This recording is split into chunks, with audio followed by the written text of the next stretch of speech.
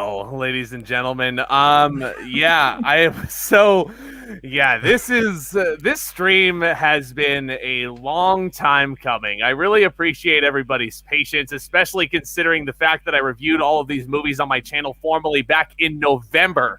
But here we are after a few delays. I'm so happy to bring this panel to you guys. We're going to be ranking all 10 of David Fincher's movies, and I had to bring in the big guns to help me out with this one. And yeah, just cutting right into the pleasantries. First of all, from YouTube, he is an excellent content creator in his own right. Jacob Hubbard, how you doing, my friend?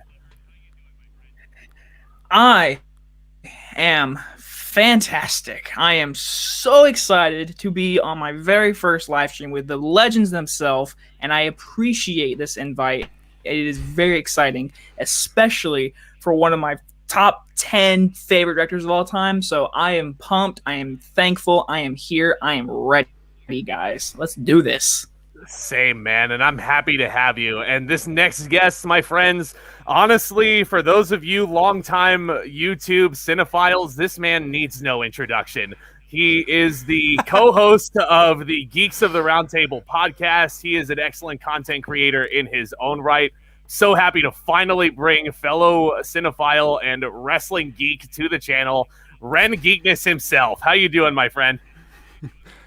I'm very good. Kind of lost for words with that amazing introduction, with the amazing words from Jacob. Thank you for having me, my man. I'm excited because I don't do a lot of these ranking videos. I'm usually the guy who likes to watch them but not make them.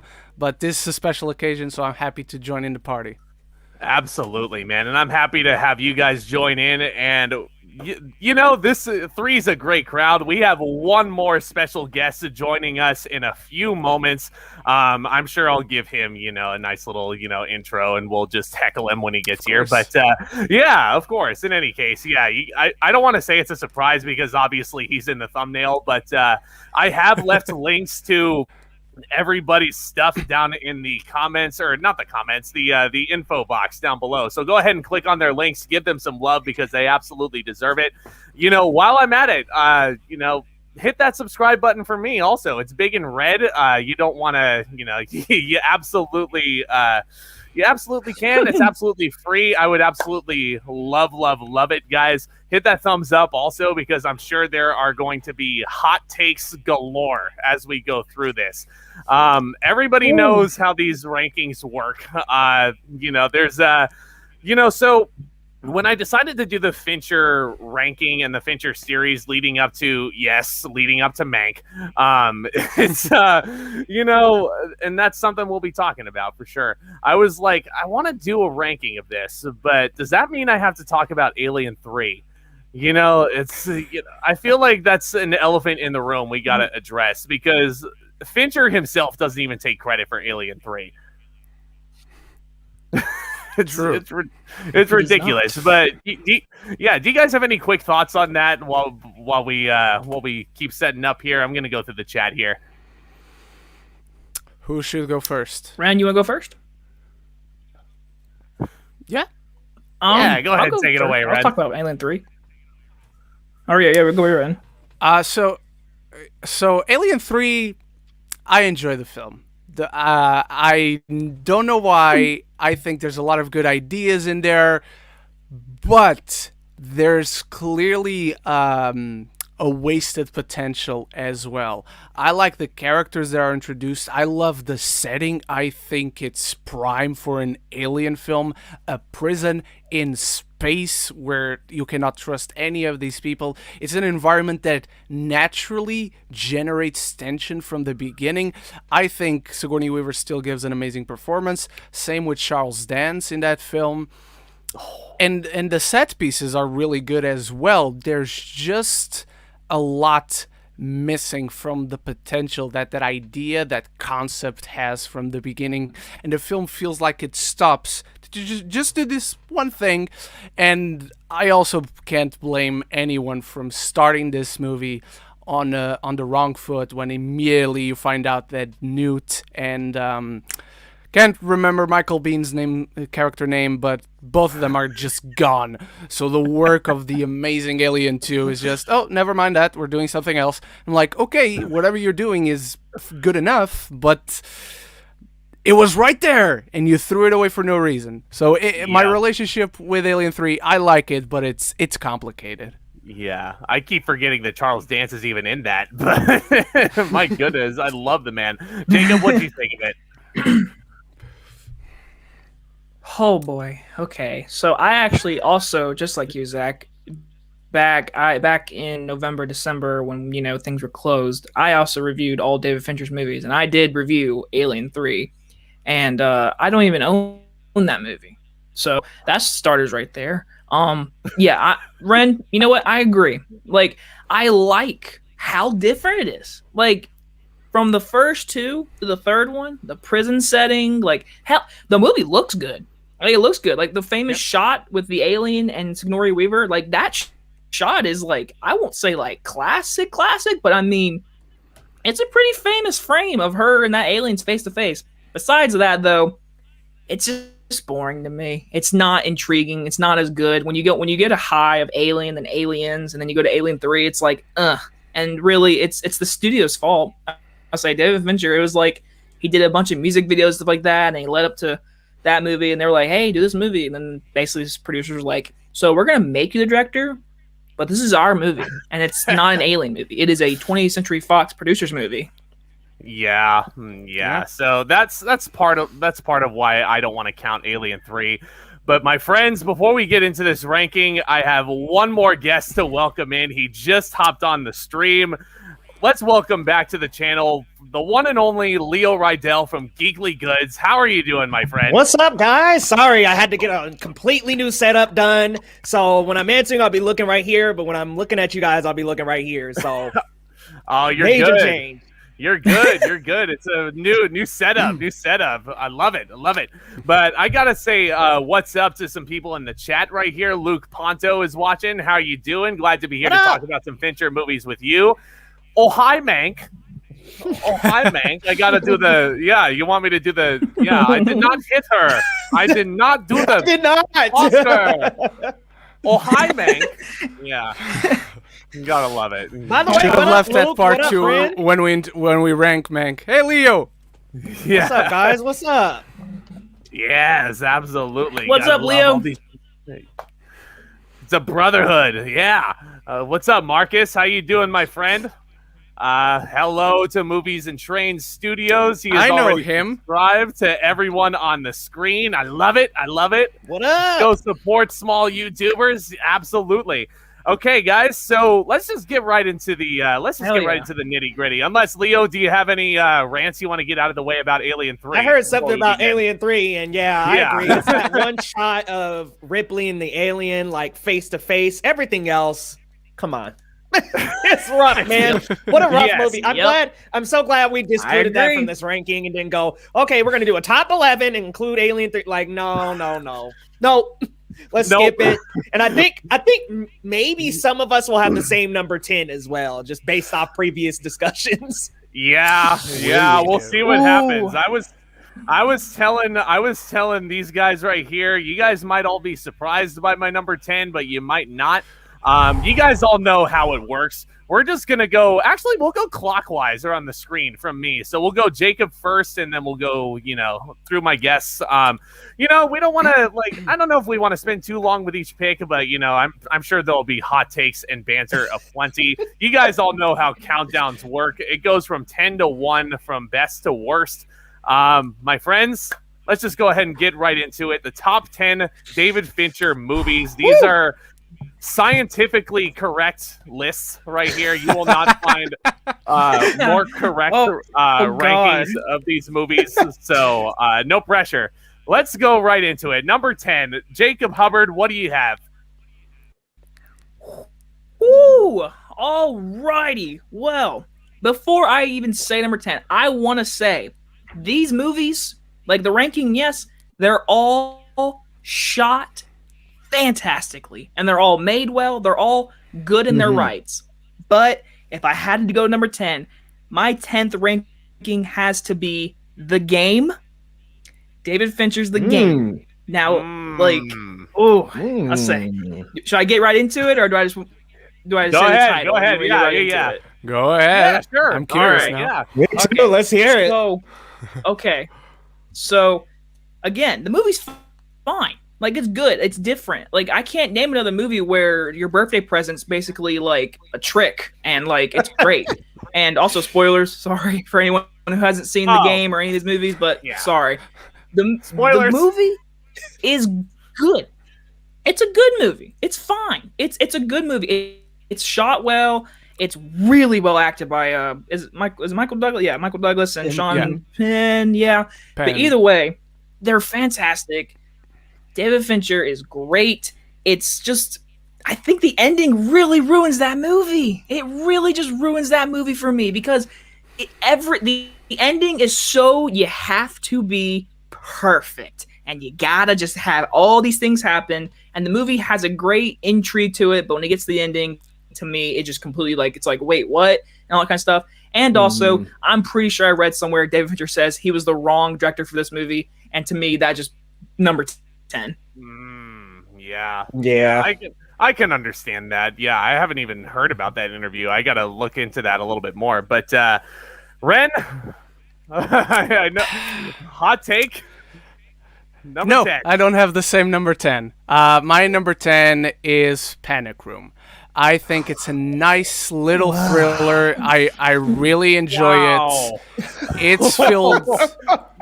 It gives us. Oops, sorry. It gives us the first showing of how good of an actress Kristen Stewart could be before that got lost somewhere when she made the Twilight films. Jodie Foster is always great. I think what holds this one back mostly compared to every other Fincher film is that it's just that. It's a nice little thriller, no need for any other substance below the surface. It just does exactly what it has to do, and it's very effective at that, and that's why it's my number 10. Wow, that was one I was not expecting. A hot take indeed. Really? Yeah, Okay. Hey, honestly, Jacob put it best. All of Fincher's films are at least good, so this I agree. This was one of our, like, I don't know if I could speak for everybody else, but this was one of my toughest lists that I've ever had to make, honestly. Yeah, it was a little tough. Yeah, for sure. Yeah, speaking of, Leo, what do you got? First, I just want to say good picks by Ren and Jacob, because actually both of those are my bottom as well. It's not my number 10, but I understand what you mean, Ren, with Panic Room, because it feels a lot smaller than a lot of Fincher stuff. So I think for comparing it to Fincher's other movies, which are typically have a much broader scale in terms of character storytelling and the twist, that one is much smaller in regards to those elements. But for my number 10, I got to go Mank. I'm just being honest. Like, out of all of Fincher's movies, I felt the least compelled by that story. And I think that most of Fincher's movies, the story at least draws me in with some kind of detail. And Mank just was a big miss for me. Gary Oldman did well. Remind me the name of the actress who was the supporting. Amanda Seyfried. Yeah, Amanda Seyfried. She was great Amanda in her Seyfried? role. But I really wasn't a big fan of most of this movie, especially the story. It just didn't draw me in. Yeah, it did. It was the Academy favorite last year, getting all those nominations. I believe it won Best Cinematography, even over Nomadland. Which was like, what? a bold move by the Academy there, for sure. And production design, if I'm not mistaken. Yeah, which is so strange to me, but hey. That one I can understand, but it wasn't the favorite. Cinematography just came out of nowhere, though. Right. Yeah, for sure. Luke says he's seen Mank twice. He really loves it, and he respects Leo's opinion. I've got Mank a little bit higher. It's not exactly my number 10, but man, I feel like I'm really gonna shock everybody here. Even after rewatching it for a third time, it's just one of those stories that I just couldn't really get behind. The Curious Case of Benjamin Button. Ooh. Yeah. So let me let me explain myself real quick why this is my number 10. So, yeah, Luke called it in the chat, by the way. So, I mean, when I reviewed, so the first time I watched Benjamin Button, this was, right at the beginning of the pandemic when I really needed something to cheer me up. And I was like, and you chose this. Yeah, I was like, I know. It was something I'd never seen before. And I was just like, I was perusing through my shelf and I was like, oh, this is, yeah. That's and I the watched happiest one you could have picked. I know. And I was like, not too bad. It was pretty Happy good. jolly. But, I know. But then I rewatched it when I actually did my formal, reviews of my series. I just could not get behind the ass backwards romance. Like, my goodness. Like, and just thinking about, like, this is a man that ages backwards, right? And, the fact that he falls in love with this girl at such a young age, it just comes off so creepy to me. And the fact that it just, like, it's really well made. Brad Pitt is amazing in it, but the fact that it tries way too hard to be like Forrest Gump and it just isn't, it just doesn't capture that magic to me. Yep. Like, I don't know, man. I mean, I like it. Go ahead, Leo. Not bad. Are you talking about in the beginning when he falls in love with her, like when they're younger? Is that what you were talking about, or when he was older? Well, that and like, just a lot of similar story beats there. Like, he goes on like a boat in New Orleans and they're like fishing in a hurricane. And it's like, I just found a lot of really, odd similarities to it. But I mean, it's not a bad film. I gave it a B when I reviewed it, but it's, yeah, I mean, it's fine. I like it, but yeah, very, man, this is, I don't know if I should be happy about all different number 10s, but all different. That makes it more entertaining. Yeah, absolutely, for real. Absolutely. Yes, yep, it does. I love it, guys. Yep. Yeah. So Jacob's got the game. Ren, Panic Room. I still can't believe that. Oh my goodness. But it's a good movie. The other ones are just better. I know. Yeah. Speaking of movies that are better, what you got for number 9, Jacob? Continuing what you just said, number 9, The Curious Case of Benjamin Button. There it is. You stole the words right out of my mouth with Forrest Gump. Sorry. To me, it is the drier version of Forrest Gump. I mean, he goes to war. He like meets a girl. She leaves him and all that. It's like she's Jenny 2.0, except doesn't have like AIDS. But that's not the point at all. Yeah, the movie shot so well. The movie is shot like so well. Like it is shot so well, and it's like I remember when it came out in 2008. That was what Oscar was that? Was that Slumdog or Hurt Locker? I forget. But either way, I remember I was pulling for Brad Pitt. I wanted him to win. I think it was Slumdog. Yeah, it was 2008. So I was pulling for Brad Pitt. Yes, but no, it's for sure. It's definitely not the movie I go for to be jolly. I'll say that, but it's I didn't know what I was getting into. It's definitely it's fine. It's a good movie. It's definitely not my favorite. And I agree with you. The romance, it's kind of freaky to me because it's like he's super duper old and like she's in love with him. I'm like, you know what? You like old men? That's good for you. But he's really old. But yeah, number 9, I got Curious Case of Benjamin Button. Yeah, I agree, man. It tried to be Forrest Gump. It was such a wishy-washy, like, romance too. I don't know. Wow. Yeah. So, Ren, what do you got? Number 9. Well, coming after a round that was very different, let's keep this one the same. My number 9 is The Curious Case of Benjamin Button. From what you guys said and how you said it, I think I like this film a bit more than you. I think the score by Alexandre Desplat is one of his best works ever, and this dude is I don't know if I can swear on this, a freaking master scorer for film. Okay, a fucking master scorer for film. There you go. I love the performances. I think for such a quote-unquote early Fincher film, it shows us how different he can tackle a film, how different a film he can make.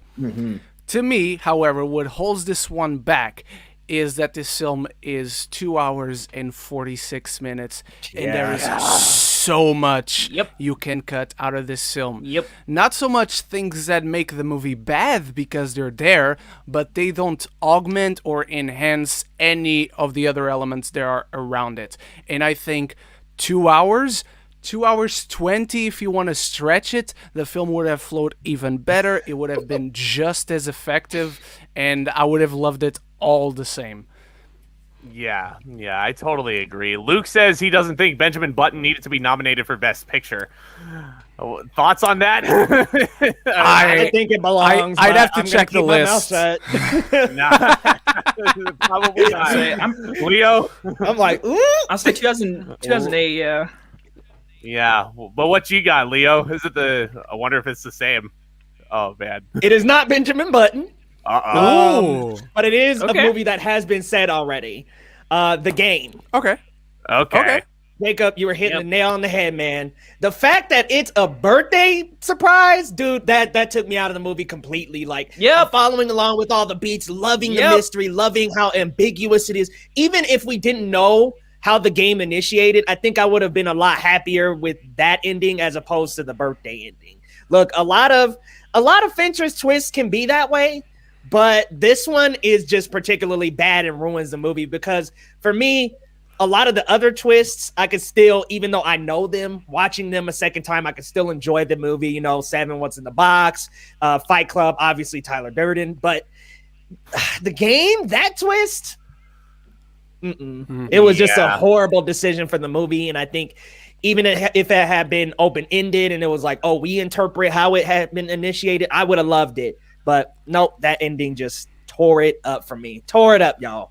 Yeah. And I still have the game a little bit higher, but I totally agree with what Jacob and Leo are saying about it here. That twist, I'll get a little bit more into it, but let's just cut out the pleasantries. Let's just not beat around the bush. My number 9 is Mank.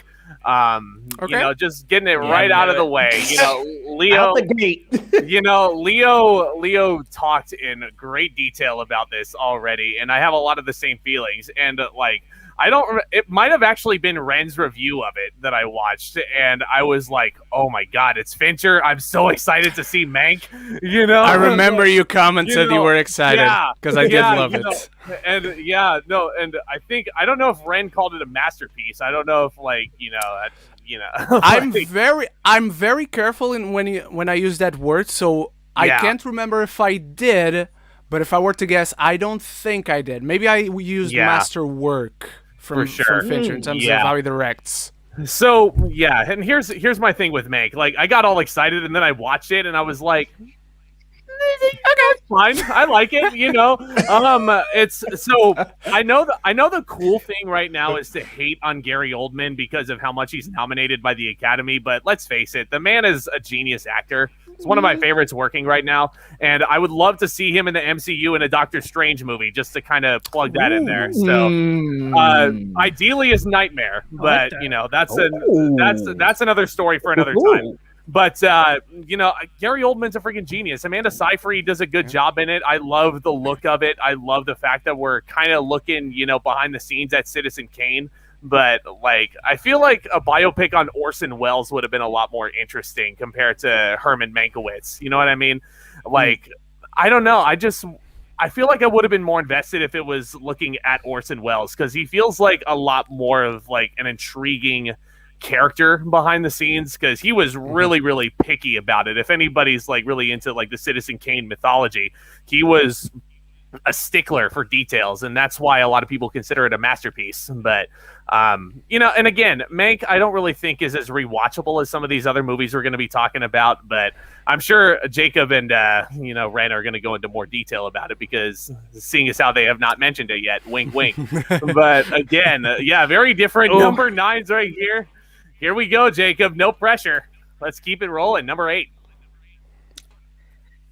All right. Well, I don't know if this is going to be a hot take or not, because I know a lot of people who like this movie, but my number 8 is going to be The Girl with the Dragon Tattoo. And listen, my big thing about this movie is I actually like the original version. I like it a lot more. Like, I do. Like, this version is really good because of David Fincher, but like, it's well made. Again, David Fincher. It's well made. It looks great. And Rooney Mara, was it Rooney Mara? Yeah, I think was her name. Yep. She's so good.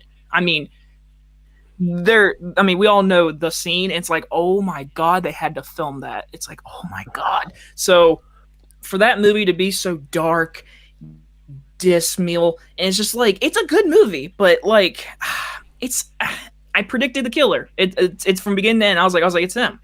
It's that dude. It's a 2 hour and 38-minute movie. I'm like, it's that dude, guys. It's like, go after him. But no, it's a good movie. It's a good mystery. But my big thing is, I like the original one more. And again, I predicted the killer like the first 10 minutes. So, Girl Giant 2 is number 8.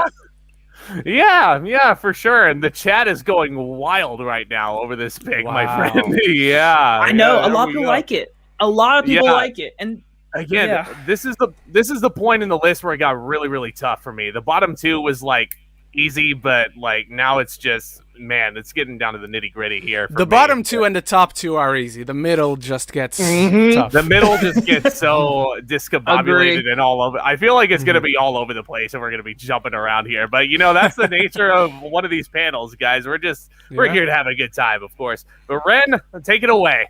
What you got? My number 8 is The Game. I actually just watched this movie for the first time recently. It was actually the one Fincher movie I had never seen before. I love this movie. I love the mystery. I love the intrigue. I love the tension. I love how it's shot. I love the score, the performances. The ending of this movie, however. And Fincher himself will tell you that he doesn't like the ending of this film. The fact... Let's get into specifics. The moment he pushes his brother off the rooftop of the building, I'm like, oh, shit. And then that is also a part of the plan. And to me, I love that it was all something planned from his brother as a birthday present, but the pushing him off the building should have not been planned and his brother should have died, because when you get to that ending, the rest of the film feels not completely, but almost inconsequential, because it feels like they just were prepared for everything that could go wrong. Yep. And that takes a little bit of the stakes away. I love how it begins. I love how it unfolds.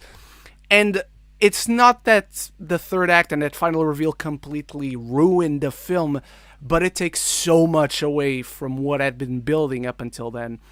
Up until that ending, up until that third act, I love this film.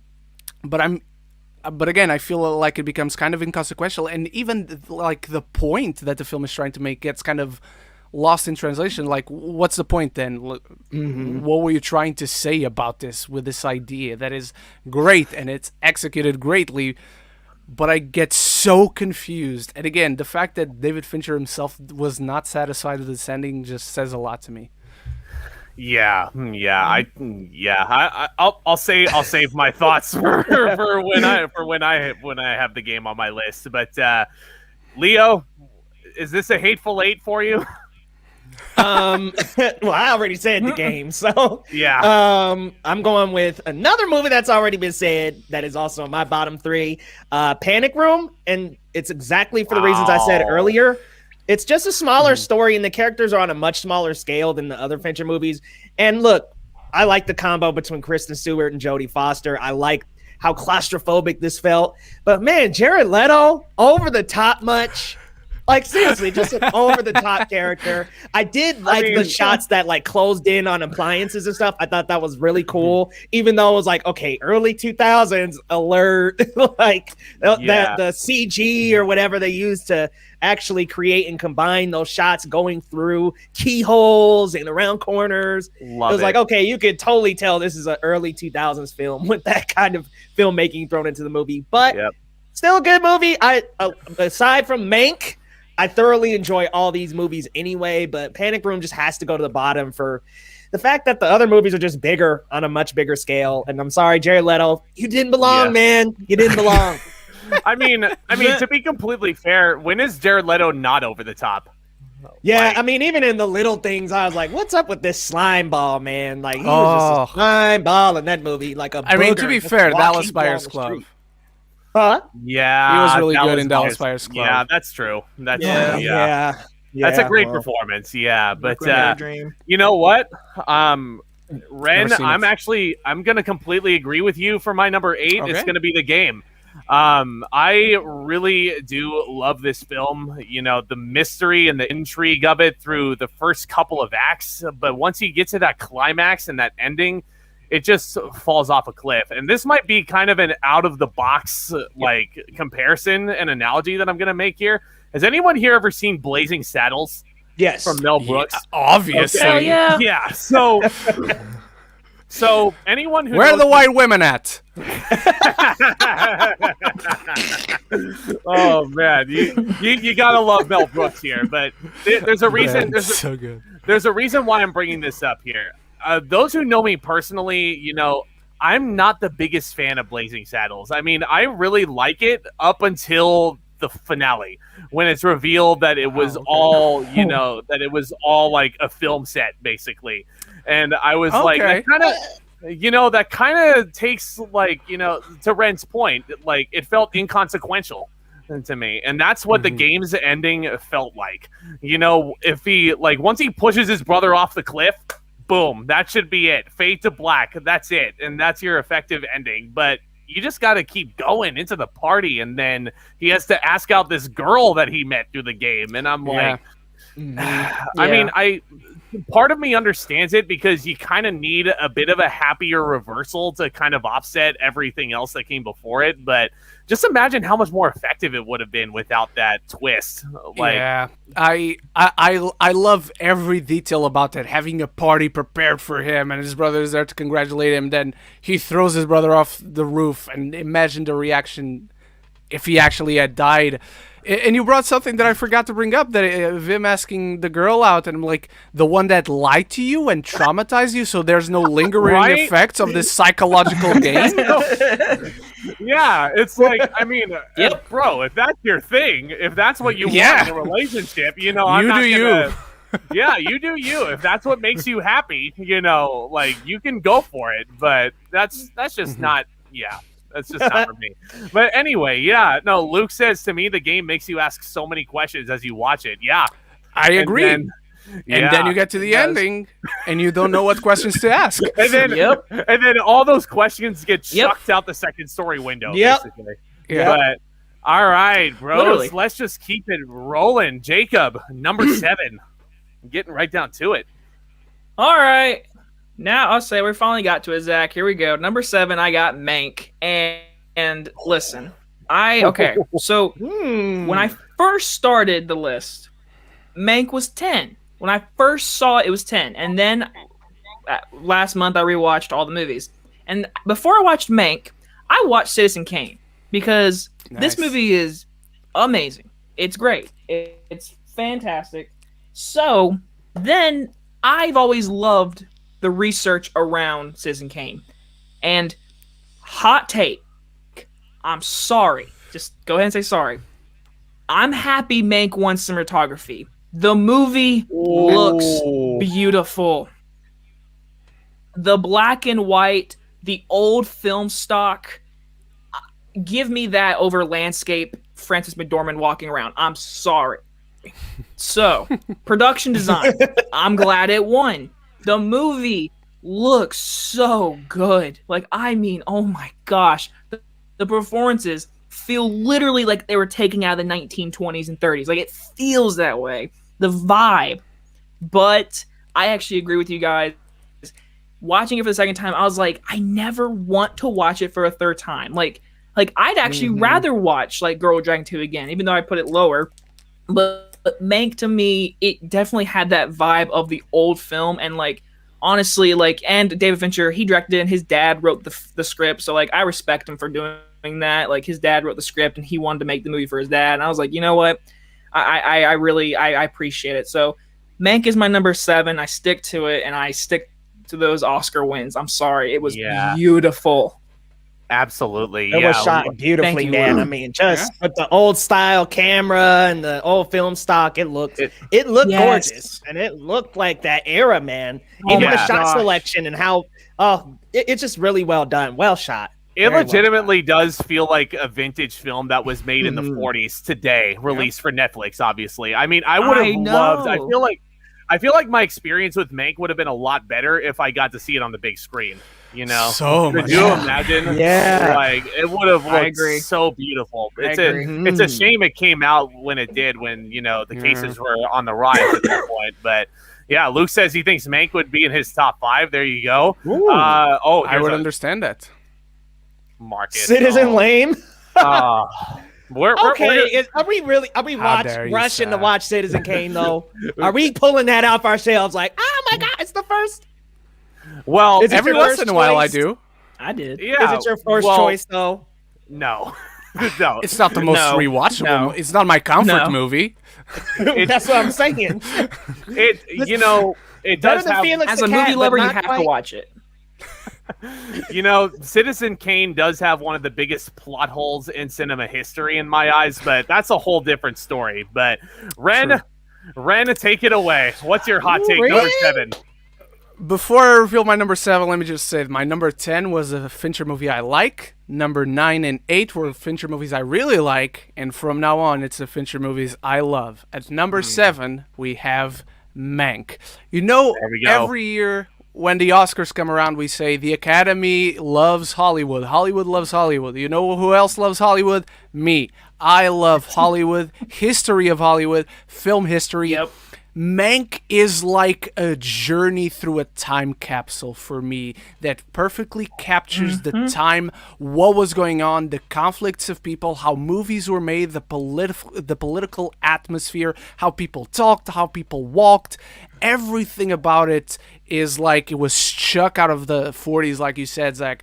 And hey, here's this new thing now. And I think it's beautiful. I've seen it 3 times. I love this movie. The only reason why I said I was shocked that it won cinematography, there was just movies I thought did it better. But the cinematography is utterly gorgeous. It's fantastic. The one thing that holds this movie back from not being higher on the list, and again, I do love this movie, and every other movie that will come, I love it, is that I will rewatch Mank to be transported back to that time. If I'm having a party with friends, I'm not putting on Mank. Even if we're all cinephiles and film historians and love the history of Hollywood. It's a movie that I will rewatch with a very specific mindset, to take something from it very specifically. So it needs that mindset, I agree. But it's still a movie that everything it set out to do, to me, it did it in spades. Yeah, I couldn't have put it any better, Ren. Honestly, like the praises for Mank, that was it right there. I feel like this is also a movie that film professors in college will show their students all the time. Over the next decade, I feel like this is a film that people are going to be studying intensely.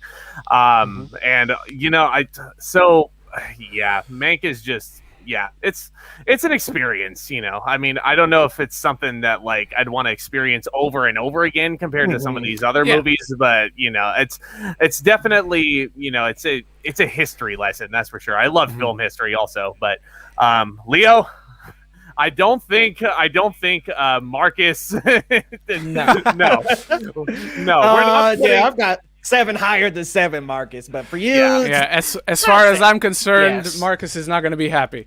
no. Yeah, or Sevenin. Yeah. Sevenin. Yes, Yeah, man. that's- I don't have Sevenin at number 7, but for me at number 7 is Girl with the Dragon Tattoo. I love the cinematography in this movie and how dark it is. But yes, the dark scene with Rooney Mara in the movie was a little bit. Little rough for me, but I'm glad that she got her revenge not too much longer after that. This movie has quite a long runtime though, and for that it starts to suffer. I knew who the killer was as well. I was like, Skarsgård, baby, boom, and then we figure it out later in the movie.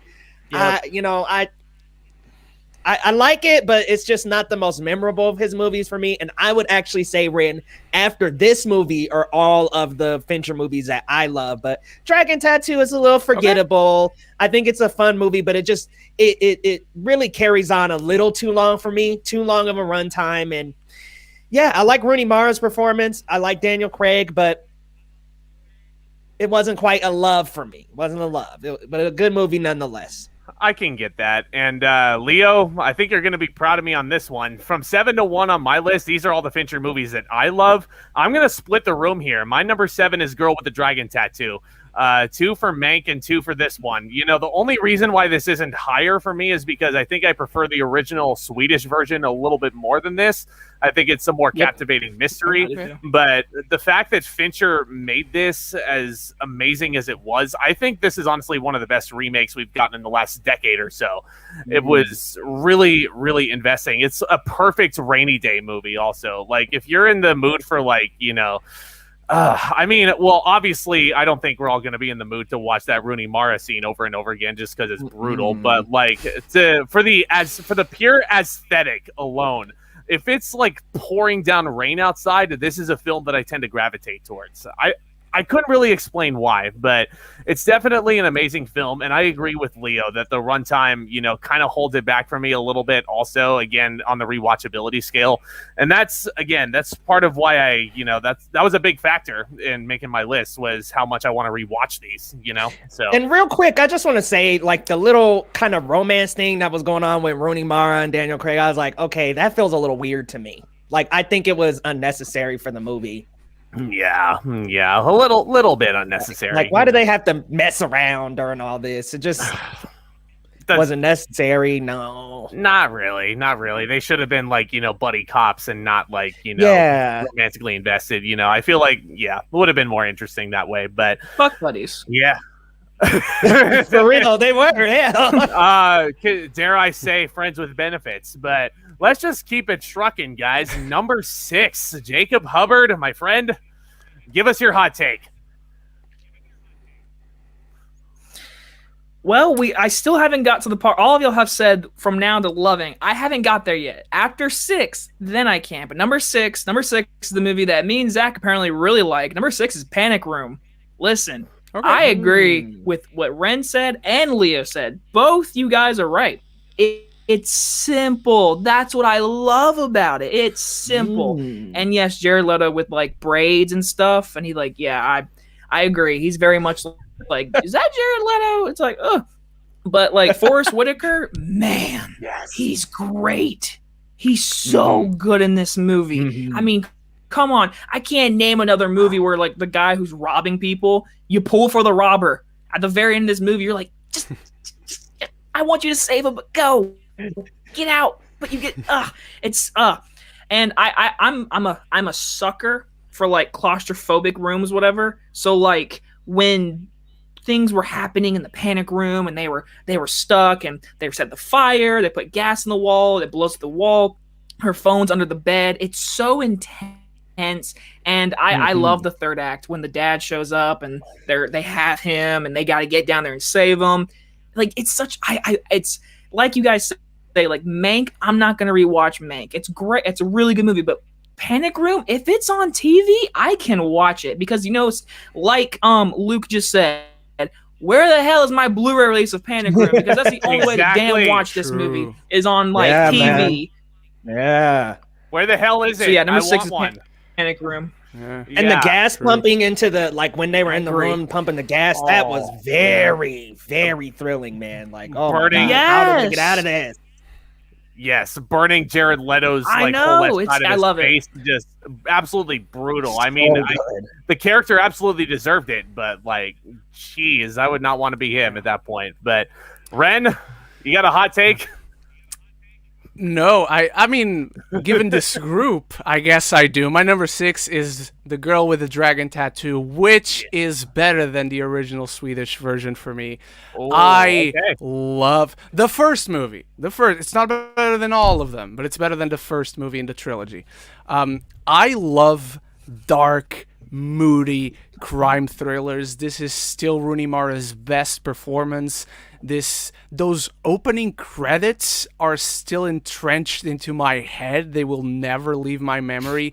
Daniel Craig is fucking awesome. And I will agree with what you guys said about the predictability of the killer. To me, however, there's a fine line between a good predictable and a bad predictable. let's take a look at Knives Out, for instance. It's kind of predictable that it's going to be Chris Evans, but by the end, it's effective because when you put all the clues you've been getting through the film together, it could have only been him. It would make no sense for it to have been anybody else. And I think this, to me at least, the same applies to the girl with the dragon tattoo. Of course it was that guy, but you go throughout the film and you look back at the clues they and you as the audience have been gathering, it makes no sense for it to have been anyone else. And I think the relationship, the stakes that are generated between our heroes and our villain make it so potent and so effective by the end. And I think it holds up extremely well. Yeah, I gotta agree with you, my friend. Luke says Daniel Craig honestly does no wrong with his performances. Absolutely. Sure. Yeah. You know, I think we've all talked about Dragon Tattoo already at this point. That's already appeared on all of our lists. But correct me if I'm wrong. Was Rooney Mara nominated for Best Supporting Actress at the Oscars? Okay, and I believe she won. She's not for best actress. I thought so. No. Yeah. Did she win that? She's not for best actress. I think Yeah. so. No, I'm going to check. She's not for best Yeah. actress though. It is a fantastic performance for sure. That's the thing I probably remember the most about it. It was a nomination. It was a for nomination. actress. Okay. Still, okay. well deserved. For sure, 100%. It was, that's the thing I remember the most about that film. Thank you for joining the stream, Marcus. I hope you enjoy the replay later on. Thank you. But let's see what madness Leo has for number 6. Yeah, certainly some madness. But before I say my number 6, I do want to agree with Ren on Girl with Dragon Tattoo. What Fincher does so well in his mysteries is that you do pretty much know who the killer is, except for Zodiac, of course. But in most of his mysteries, you know who the killer is. But it's still, he very much carves out characters in these stories, so you get to spend time and really get to know how the characters are in these movies, as opposed to like it being a mystery really about who the killer is. It's a mystery about who these characters truly are on the inside. And so that's what makes that such an effective movie. But my number 6 is one that you guys have already said lower on your list, and I have a little bit higher. I'm going with Benjamin Button. All right. No, it is not the happiest Fincher movie. Okay. It's not the happiest movie in the world. But I do like Benjamin Button for the cinematography, the score. And, you know, okay, I do understand where you guys are coming from with the age thing, because it is a little creepy. It's like a little weird to think about and look at. It's like this guy is like super duper old. She's like a young girl. But you got to think like chronologically, technically, they're the same age. So it's like, kind of what I like about this love story is it's like age kind of like their love kind of transcended that weirdness a little bit, because even in old age she took care of him as a baby, which again another weird thing, but at the same time it really is such a strong story of love. No, it ain't no Forrest Gump, y'all. Like no, it is not a happy. It is definitely more dry, somber story, but it is a strong version of love that they've got there. And I love the Brad Pitt, Kate Blanchett, great together. Excellent. I like Benjamin Button a lot, but again, not one, even on films lower on my list here, like probably Panic Room, I'd go to that before I'd go back to this, but still, I love it as a whole. It is a little long. I feel you, Ren. It could be cut in a couple places, but I'm along for the journey in that movie. Honestly, I was ready to sit through another watch. Yeah. you know, it is. I agree with you, Leo. It is definitely well made. Luke is just bashing it in the chat. I mean, so, like I said, I don't hate Benjamin Button, but I mean, you know, I feel like there's just other movies that I would rather watch over this one. But I see where you're coming from, Leo. Like my number 6, and I'm gonna side with Jacob on this and say Panic Room. And here's why. You know, if there's one word that I could use to describe Panic Room, I would say it's underrated, just because of what Jacob was talking about. It's simple. It's confined. I love claustrophobic thrillers. I love movies that are all set in one location, like your Hateful Eight. That's one of my favorite Tarantino movies. It's a claustrophobic type of film. And they're all just pretty much, you know, I love escape rooms also, you know, and the opening credits also are among my favorite opening credits ever. Just, you know, how it just, I know it looks early 2000s. This movie came out in 2002, you know, and I mean, even Don't Breathe copied off of those opening credits for their ending titles, if anybody remembers. Like, you know, tells you, you know, the Fincher's influence there. But I just love it. Jodie Foster is great. Forrest Whitaker, Jacob took the words right out of my mouth. I wanted to talk about him. He's just a fantastic performer. Jared Leto is Jared Leto, but let us not overlook Kristen Stewart, my friends, because a very, very young Kristen Stewart. It was a Thank you. fantastic child I had a performance crush on her. right there. I would there you there you go. That was before she made a whole bunch of that was before she made a whole bunch of career mistakes in the late 2000s that we're not going to talk about. But anyway, I just love this film, and it's just so, again, it's simple, and sometimes the key is simplicity, and this might be Fincher's simplest film out of the bunch we're talking about. Obviously, films like Benjamin Button and Zodiac, which I'm sure we're going to be talking about, these all have beefy runtimes. I think Panic Room only goes about 90 minutes, and, it flies by. It doesn't feel like it. I feel like I could have watched them for, 290 minutes. It was great. Loved it. But, yeah, Panic Room. Watch it if you've never seen it, guys. But here we are, folks. I hope y'all are still with us. Thank you all for sticking with us. We're halfway done through the countdown. If you haven't yet, subscribe to all these wonderful creators and to myself. It's big and red down there. Wink, wink. Big and red button. But here we go. The big and red Benjamin Button. Number 5, Jacob Hubbard. This might come as a hot take. Might. But like I said, from 5 to 1, I love with a capital L. Number 5 is Zodiac. This movie is just, it is so good. I mean, I will admit it. Okay, so when I, like you said, Zach, back in November when I did reviews leading up to Mank, it was the first time I sat down fully and watched Zodiac. I was enthralled. Like the cinematography, the detail. I mean, I think we all know the famous stories of making Jake Gyllenhaal throw the book 100 times. How David Fincher, the murder scenes are precise. Clothing, the blood spots, how their bodies are laying. I mean, the detail in his direction. I'm pretty sure this movie didn't get any Oscar nominations when it came out in 2007. I mean, how the hell is he not nominated for Best Director for this movie? I mean, come on. The precision and all the direction. Jake Gyllenhaal, fantastic. Robert Downey Jr., before he was Iron Man. I mean, not to bring up his past, but in this movie, he is a drug addict, drinker, or everything like that. And he's fantastic in it. He's so good. Everyone always sees Iron Man, but I'm have y'all seen anything he's been in? Kiss Kiss Bang Bang, Zodiac. I'm this man can act. So good. And of course, good.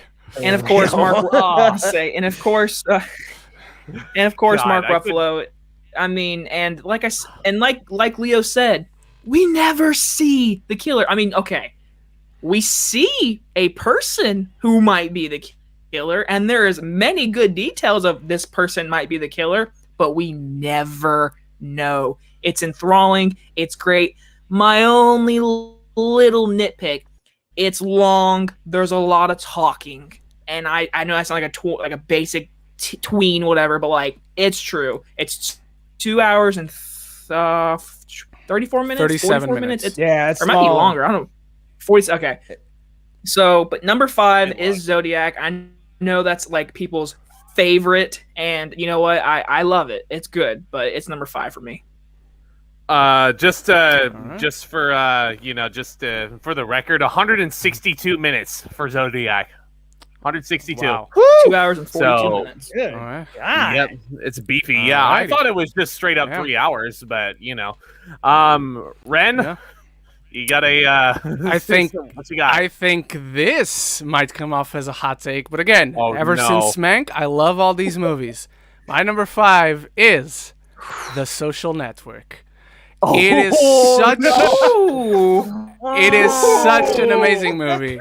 It is an amazing movie in every regard. Don't get me wrong. There's nothing wrong with The Social Network. There's no issue I'm going to pinpoint, apart from one thing, but we'll get to it. And even if you don't agree, I think you'll understand. This movie takes you on a journey that you are not sold on by the premise. even the fact that it's directed by David freaking Fincher doesn't sell you on it. About the creation of Facebook, who gives a fuck? And yet he constructs this like a thriller cat and mouse mental chess game between all the characters that is so intriguing to watch from beginning to end. Why is it number 5? Even though I still love it, I hate every single one of these people. I hate Zuckerberg. I hate Justin Timberlake. I hate Andrew Garfield. I hate the Cannibal Twins. That's a topical reference for you all. I don't like any of the people in this movie. I just don't like them. I'm intrigued by the unfolding of events, but for my money, they should all lose. Like, whatever they have to gain, they should all lose and not win, because I despise these human beings. They are great as movie characters, three-dimensional, we know what makes them tick, we know what they like, what they dislike, all of those great details that from a writing and directing standpoint is fantastic. The performances are fantastic. Just as people, I hate every single one of them, and I don't root for any single one of them. Yeah, you just couldn't get behind them, could you? Oh, man. No. Fuck all of them. Mark Zuckerberg for sure, my man. I hear it. Oh, my goodness. Yeah, I'm more than happy to go into my adoration for The Social Network later on, but that might be the feel hottest. Free. It's an amazing movie. Yeah, that might be the hottest of hot takes so far. Leo, why don't you make me feel better about myself? What's your number 5? I got another hot take for you. Ren, it's crazy because we talked about this movie together, and I was like, I wonder if he'll have it at the same spot as me. And it's crazy because I feel like I might have said I liked it a little more than I would place it on this list, but I have the same number 5 as you do, The Social Network. Bro. And for the simple fact that I feel for the subject matter, I really don't want to go back and watch it, even though Fincher made it incredibly exciting. And going back to watch it recently since like 2011 was a really nice trip. I think after the Army Hammer stuff, I can't go back and watch it and really enjoy it like I want to. And not to mention just the story of founding Facebook.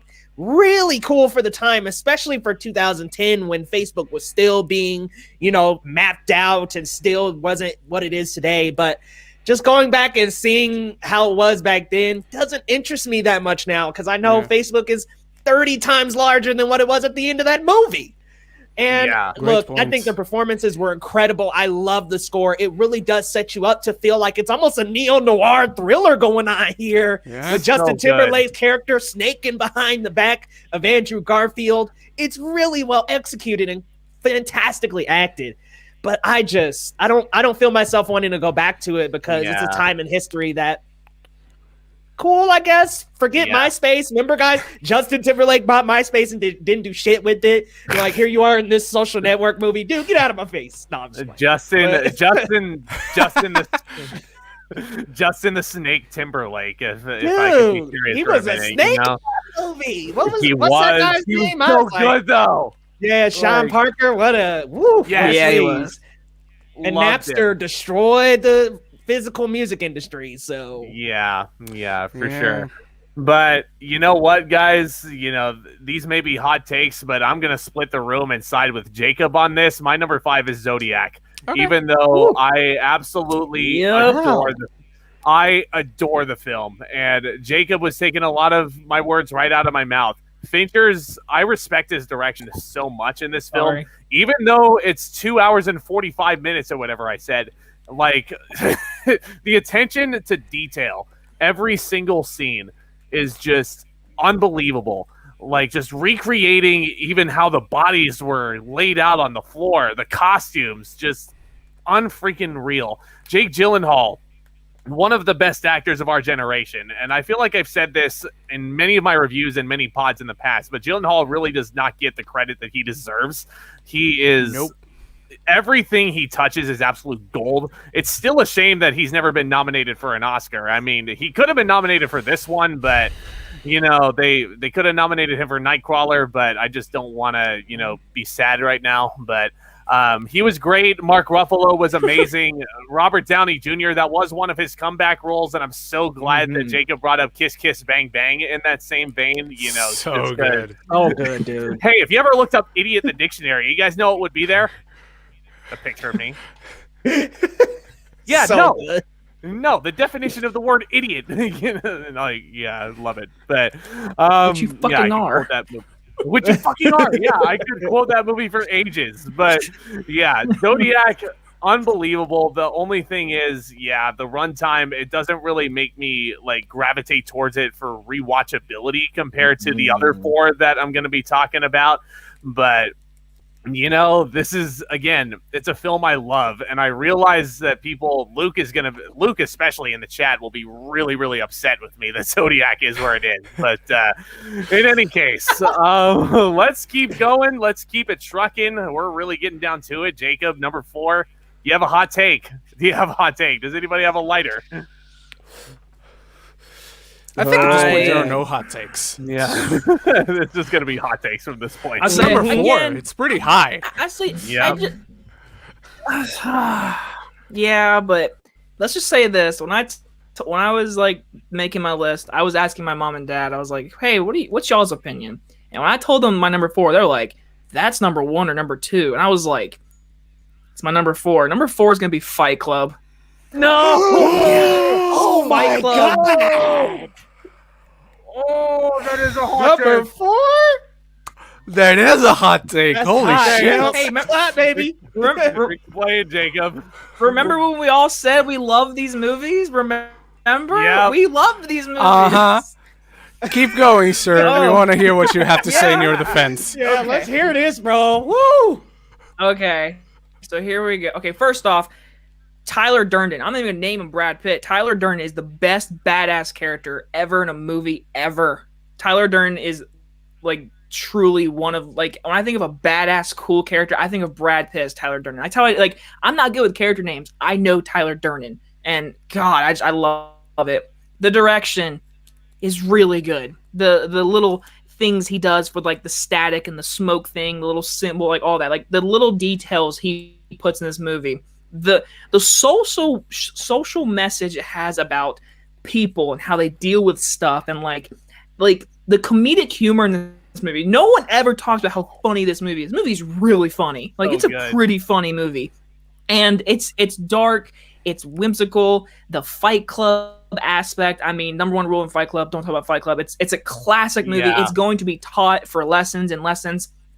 My only issue, and I have gotten so much hate for this, I don't like the last 2 minutes of the movie. And I know, like, that's the only thing. I don't like the last 2 minutes. I don't like how he shoots his like jaw out and like he kills Tyler Durden. Like, I don't like that. Like, he like talks like this and the buildings blow up, and I hate that song. That's just my personal, I hate that song. So when it plays, I'm like, ugh. But besides that, I'll say I That's hate that Orange song. Cassidy's But theme no, it's song. it's a great movie. Yeah, you know, this is. Again, I know. it's a This good is. movie. I feel like I jinxed it, saying, "Does anybody have any more hot takes here?" My goodness. Yeah. Wow. Woo. Yeah, I was not expecting it. Ren, why don't you go ahead and what you got? Mine won't be a hot take, I think. My number 4 is, because at number 4, I think we're already at the great of the greats, as far as Fincher is concerned, at least. My number 4 is Gone Girl. It was, for some reason, we all looked at it as his comeback, even though it was only gone for like 3 years after Girl with the Dragon Tattoo. But it was a comeback for Ben Affleck. It was the first time in a while, performance-wise, and without being directed by himself, that Ben Affleck showed what he actually had to deliver in terms of being an actor. And he does that so well. We go back to that good, predictable kind of twist. Because they build up Amy being the one, like, it's got to be her, or it's got to be him. It's one of the two. And then when it's her, but it's the middle of the movie, you're like, holy shit, what's going to happen next? And you got like another hour to go through this film. The moment she kills Barney Stinson in his bed, is shocking, to say the least. The twists and turns, the psychological game that they play with each other, that last shot, not only what it signifies, but how it mirrors the beginning of the film with her waking up next to him and whatnot, and how this man is basically tortured by the entire freaking world, or at least the entirety of America, because of what she did. It's one of those special movies that gets better and better and better on rewatch when it was already fantastic to begin with. And I will, just not to repeat this applies to the movies that are yet to come on my list. Oh man, yeah, and I think Luke also put it really well. It's kind of terrifying with the social commentary, just kind of playing into everything Ren was saying. It's a movie that is so grounded in reality too, and that's kind of what terrifies me about Gone Girl. But before I get into that, Leo, what's your number 4? I feel this is going to be another one that's going to shock the room here. No, don't do it. Please don't say it. Please don't say it. Please don't say it. Look, again, let's be real here, guys. These top 4 are all ones that are lovable movies on all of our lists. We all absolutely love these top 4. So I know y'all probably gonna freak out at this one. It's not Fight Club, so it's not that stingy, okay? 7. I'm going with 7 at number 4. Yep, I know. I understand. I get it. Leo. Okay, this is your chance. This is your chance to explain yourself, Leo. Go ahead. Oh man, well first and foremost, I just love all 4 of these. I love all 4 of them. Look, when I was making my list, these were the 2 through 4 were the ones I was just like, I really have no idea how to categorize all of these. I just like Gone Girl and a few others a little bit more, but 7 is really good. 7 is amazing. What's in the box? The murders that are the 7 deadly sins themed. Oh man, it was amazing. So good. So good. Unfortunately, with the old Kevin Spacey stuff, that's a little but I did like his villainous character at the time, and oh man, just John Doe was such a mysterious character that you kind of really didn't know what was going on until you got to that box scene, y'all. Like, but let's be real, I just like a few others a little bit more, but a really good film nonetheless. Yeah, I really have no complaints, to be honest. 7 is so good. I respect your opinion. Brad Pitt, fantastical. But yeah, I know I broke some hearts with that one being at number 5. I was just gonna let the heartbreak simmer, but I'm not gonna sit here and judge Leo for that.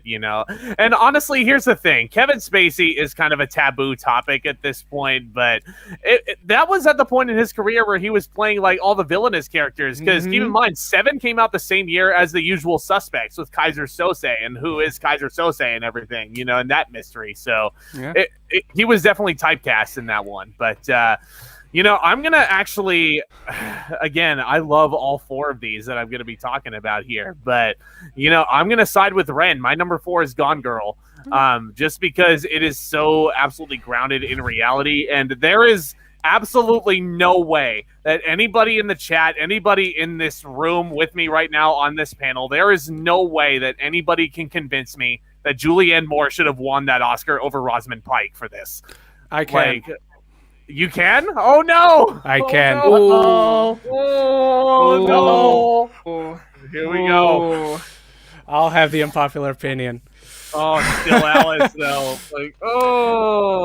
Rosamund great in that Gone Girl. I think in any other year, Rosamund Pike would have won that Oscar. Any other year, it would have been hers. Maybe because my grandfather was going through the same at the time, but Julianne Moore's performance in that movie is just so frighteningly accurate and real. Same applies to Anthony Hopkins, who's just won again for The Father, rightfully so, in my opinion. Yeah. It makes you shiver to see her performance, knowing a little bit of the situation. I didn't go through it. It was my grandfather, so I lived a little bit through that. So again, nothing against Rosamund Pike, who I once passed by on the street, by the way, as I was choking on a burrito from Chipotle. Oh no! Another story for another day. I don't think she saw me. I saw her, but I don't think she saw me. I was literally dying at that point, by the way. But yes, in any other year, that Oscar would have been hers. Yeah, I can understand that mindset. I have some questions about that story though. But yeah, Gone Girl is just absolutely so grounded in reality. I'm riveted from beginning to end. It was definitely a comeback performance for Ben Affleck, who had done The Town and he had done Argo before this behind the camera. But this was, I think, his comeback as an actor. And like, I don't want to take anything away from his performance, but I said this in my formal review of it. But could you imagine Gone Girl being released today in 2021 and if Fincher chose Johnny Depp instead? Like, Ooh. you know, that would just be like, you know, it might be a hot take. It might be a hot take, you know, but it would be certainly interesting. But I feel like, to say the least. Yeah, to say the least. Not to say that Ben Affleck was going through the similar situation there, obviously, but you know, that's just something I couldn't help but think on that rewatch, you know, the most recent one I had. But my only nitpick, every actor is good. Tyler Perry, even amazing in Gone Girl. Yes! I absolutely loved him. He was playing so against type in here as Ben Affleck's lawyer also. Mm-hmm. And, you know, he wasn't in a dress for once. I mean, No Medea this time. You know, not that there's I'm so anything happy wrong I never with that. seen any of those movies.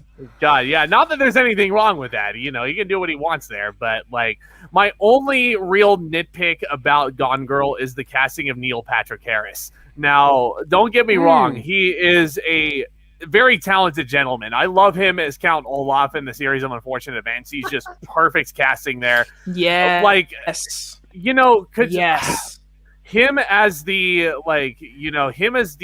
obsessed ex-boyfriend of Rosamund Pike, just like, it doesn't really scream Neil Patrick Harris to me. Like that role to me. Have you ever seen How I Met Your Mother? Oh yeah, no, I've seen How I Met Your Okay. Mother, but I'm like, you know, I don't know, it just didn't really sit well with me. It felt more like I can respect that. it felt more like a I don't know, like a Matt Damon role to me, or like I don't know.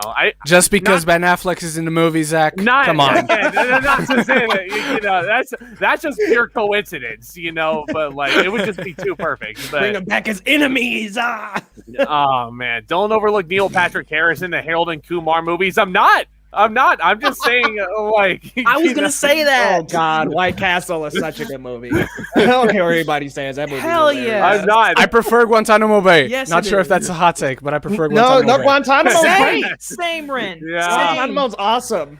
Same. Like I said, he's great. He's a very talented singer also. He's hosting the Tony Awards so many times. I have so much respect for him for doing that as a theater geek. But, like, you know, and Leo's probably going to be like, oh, musicals. But, you know, Neil Patrick Harris, you know, I love him. But, you know, here we are. He can't say that anymore. He loved In the Heights, so he can't say anything about Ren, you musicals. gotta snitch me out. Oh, I cannot freaking wait to watch Hamilton it as well. Hamilton's great. Look. I'm not snitching you out. The tweet is out there. It's your pinned tweet, Yeah, my you're friend. right. I Yeah. know things.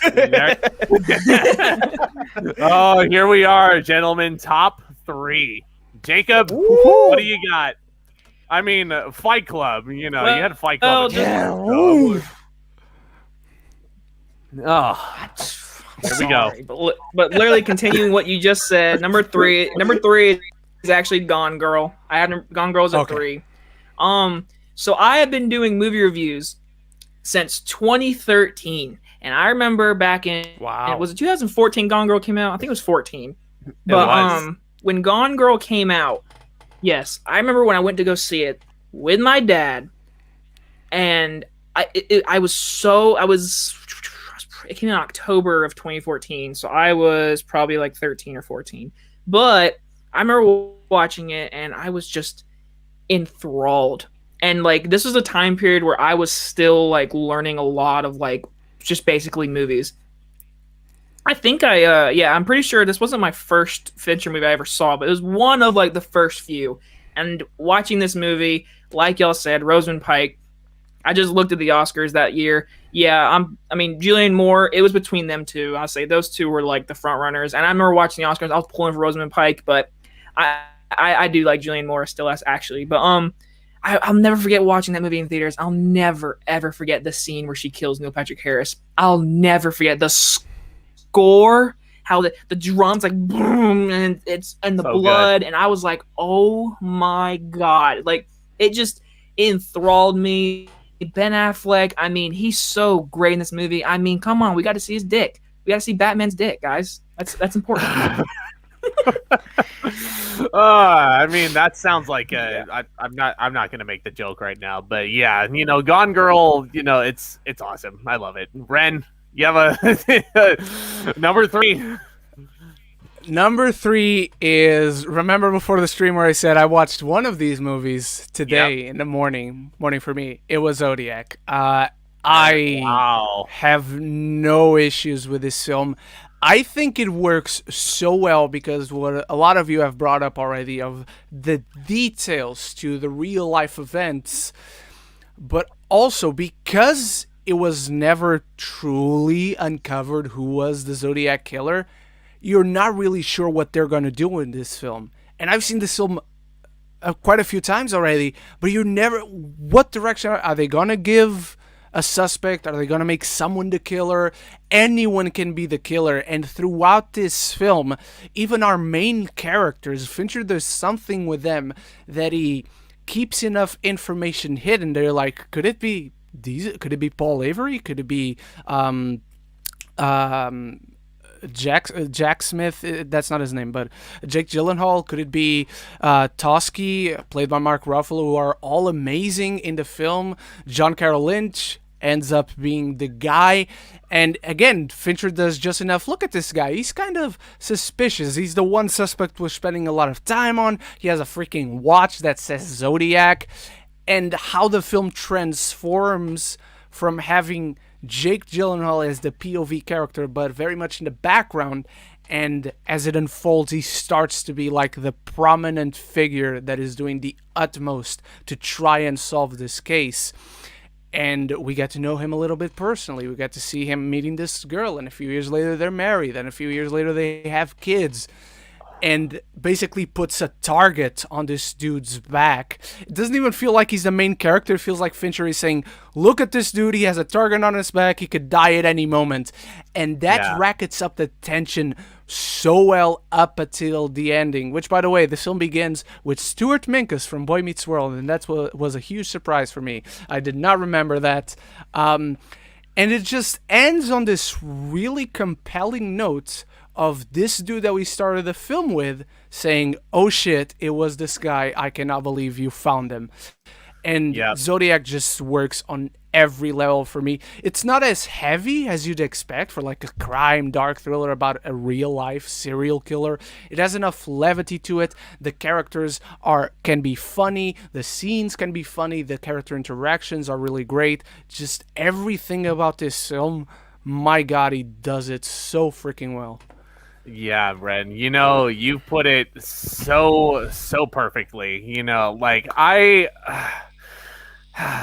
this freaking movie, man. I really do love it. Zodiac, it's definitely, you know, beefy runtime for sure, but you're just enthralled from beginning to end.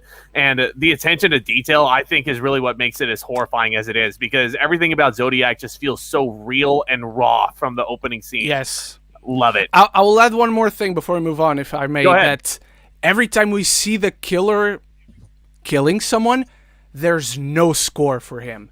It's devoid of music, and I love Fincher doing exactly the opposite of what you technically should do when you want to rack it up the tension. No, he just leaves you in silence, and you don't know what's going to happen. The score is essentially just the killing itself, which is just horrifying, you know. Before I get to Leo's number 3, I got to say what's up to Christian in the chat, my friend. What up, bro? And I'm just hearing those sound effects right now from you. Leo, what you got for number 3, my friend?